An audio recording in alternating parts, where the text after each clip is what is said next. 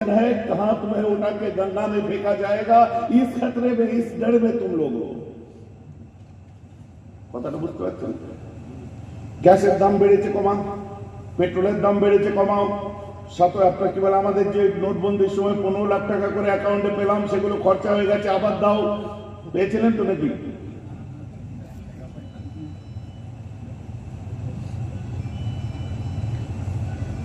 মর্যাদা পুরুষোত্তম শ্রীরাম, যে রামকে হিন্দু মুসলিম বৌদ্ধ খ্রিস্টান সবাই ভালোবাসে, সবাই শ্রদ্ধা করে, আজকে রামকে নিজের বানিয়ে দিয়েছে, নিয়ে মাল খেয়ে যায় শ্রীরাম।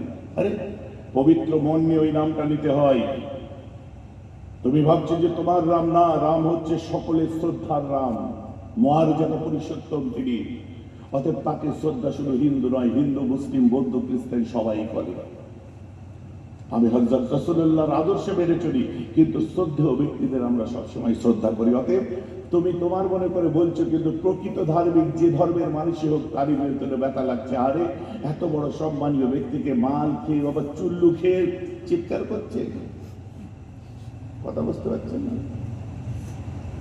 অতএব আমাদের বাংলার ঐতিহ্য নষ্ট করার জন্য যারা উঠে এসছে, ইতিহাস বিকৃত করছে। মিস্টার ডেভেনপোর্টের কথা বলেছি, ফিলিপ কেট্টের কথা বলেছি, ওয়াশিংটন আরবিংয়ের কথা বলবো, লামার্টিনের কথা বলবো, মিস্টার উইলিয়াম মোরের কথা বলবো।